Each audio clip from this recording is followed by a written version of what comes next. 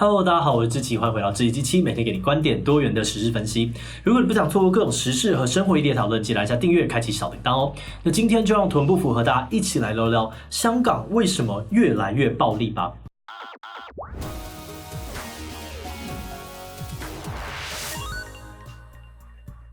反送中运动在6月刚爆发的时候呢，虽然上街参与游行的人非常的多，但基本上是和平、理性、非暴力的。但3个多月后的现在呢，局势不但没有降温，抗争者与警方双方采取的行动还越来越极端，有抗争者拿出刀子呢，也有警察开出实弹。同时，警察导致抗争者被失踪被自杀的传闻呢也越演越烈。为何香港的这个舆论会开始将政府视为凶手？香港又是怎么一步一步的走到暴力的？今天就让我们一起来了解看看。大家普遍认为让香港的抗争行动呢由合理非转向勇武的转捩点是7月21日的元朗事件。当天游行结束之后呢，元朗站突然出现了大批的白衣人殴打参与完游行民众，而在游行时随处可见的警察呢，却在白衣人离去后约35分钟后才到场。警力突然的消失呢，让不少民众觉得这就是警黑勾结的证据。而另外一方面呢，当天网络上其实有留下许多清楚拍到白衣人长相的影片，但香港警方呢，至今却只抓到6名的涉案人士。这些事情呢，都让民众开始认定警察会选择性执法，甚至跟黑道站在同一阵线。因此呢，在元朗事件过后，抗争者对于警察的镇压行动更不满了。也是从这个时候开始呢，抗争者出现越来越激烈的攻击行为。在元朗事件发生之后呢，许多人就已经对警察感到失望，没想到新屋岭事件却又让更多人对警察产生愤怒的情绪。新屋岭扣留中心呢，是位于香港靠近深圳的一个偏僻的地带，在那里手机收不到讯号，而且新屋岭的出入口通道、会面室和搜查室呢，也都没有监视器。曾经有被捕的抗争者出面表示他在关押的期间呢，曾被警方脱掉全身的衣物搜身，还把他的四肢绑住戴上头套，然后被2名的警员轮流的施虐。而另外呢，也有女性出面指控说，她曾经被拍打胸部观看如厕，甚至也有女抗争者被轮奸的传闻传出。面对这些指控呢，警方的发言人表示受伤的抗争者呢，都是在游行期间就受伤的，并坚决否认有性骚扰或者是性侵害的行为。香港的北区医院则说呢，新屋岭确实转送过多名的受伤骨折的抗争者至医院治疗，但没有伤者曾经表示被性侵或者强奸。由于新屋岭现场并没有监视器能够提供直接的证据，所以大家都只相信自己认定的事实。那这种无法确定什么是事实又极端对立的氛围呢，更是让各种的猜测还有阴谋论满天飞。当时间来到9月4号，林郑月娥突然宣布港府愿意撤回逃犯条例。那在旁观者的眼里呢，可能会觉得奇怪，人民的抗争好像赢了那之后香港的局势应该会慢慢平静下来吧？但情势并没有这样子发展。为什么会这样子呢？有人认为这些上街的年轻人呢，其实是在抗议香港经济下滑这件事情，所以就算撤回逃犯条例，经济还是不会变好，所以他们才会迟迟不退场。而另外一方面呢，香港中文大学的民调中心认为这是因为群众抗争的目标和在意的重点，早在这整个运动的过程中悄悄的改变了。在反送中运动的期间呢，香港中大呢曾经多次对抗争者进行民调，其中一个问题就是为什么要出来游行？他们列出了多个选项让民众表达这些因素对他们参与游行的重要性到底有多高。6月16日时呢，认为撤销逃犯条例修订非常重要的有 94%， 而认为表达对警方处理示威手法的不满非常重要的有 88%。 但在元朗事件过后呢，认为撤销逃犯条例修订非常重要的降为 85%， 而表达对警方不满的呢，则飙升至了 98%。 所以虽然林郑月娥宣布了撤回逃犯条例，但港府始终没有回应执法过当的质疑，所以抗议的民众呢才会选择继续升级。不过这样的走向呢，也让支持警方的民众越来越不满，认为这些抗争者根本是贪得无厌。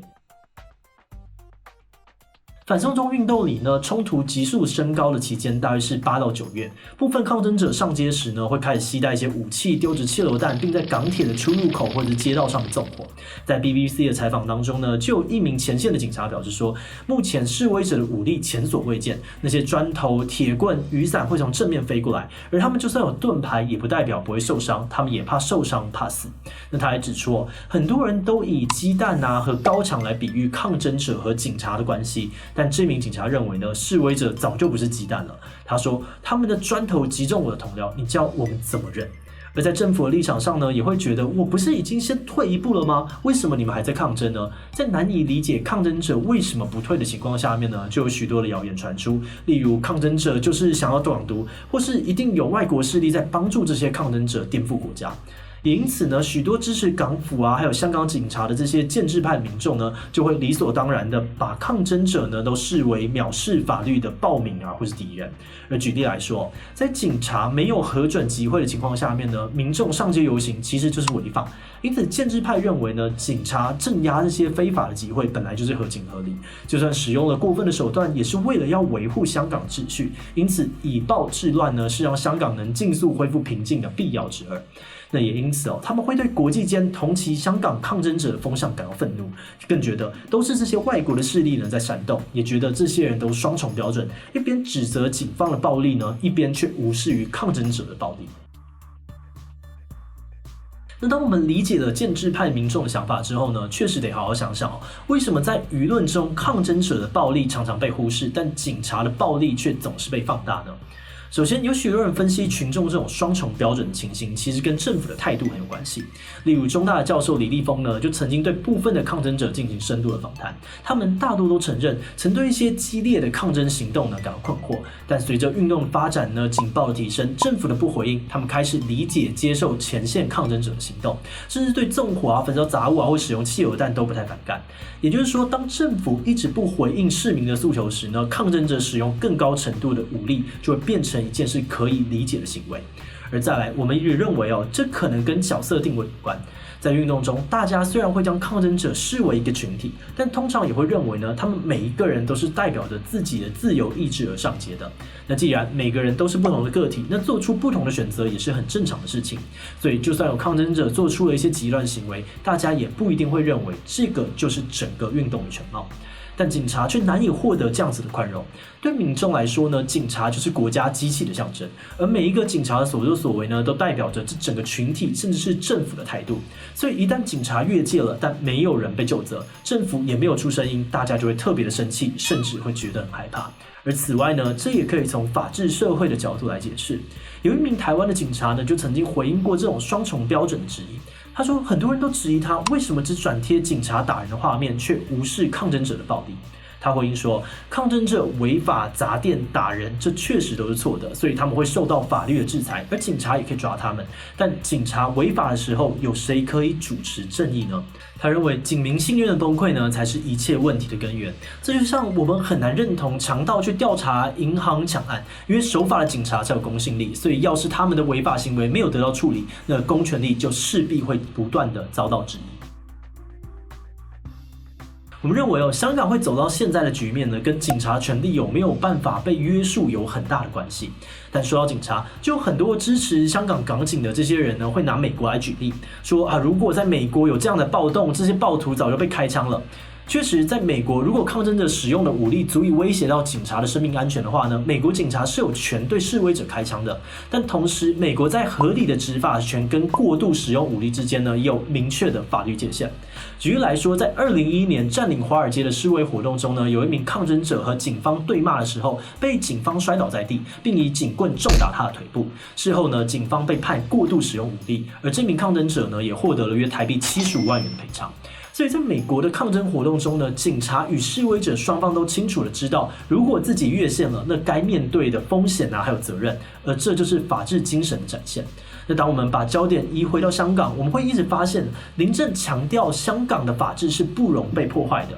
但从他的呼吁里面呢，我们能看到的是他强烈指责民众违法的行为，但对于民众指责警方滥权侵害人民权利的部分呢，却迟迟无法给出一个合理的回应。而这就不仅让人觉得他心中的法治仅仅是想要求人民守法而已，并没有想要约束或是限制公权力的意思。而这种情况下面的依法治国呢，其实并不被认为是法治，反而更偏向是让统治者凌驾于法律之上的人治。因为在国际的定义中，要能够被认为是法治国家，最重要的就是国家的宪法要能够限制绝对的权利，并保障人民的权利。也就是说，法律的存在不只是要人民守法而已，更重要的是法律要有办法约束政府。那虽然香港并不是一个国家，但他们的基本法就等同于宪法的存在，应该也要具备这样的功能，才能被称为是法治社会。那或许也正是因为林郑口中的法治其实更偏向人治，才会让香港的冲突更加难解，因为香港的民众已经不知道有什么方式能够得到合理的答案了。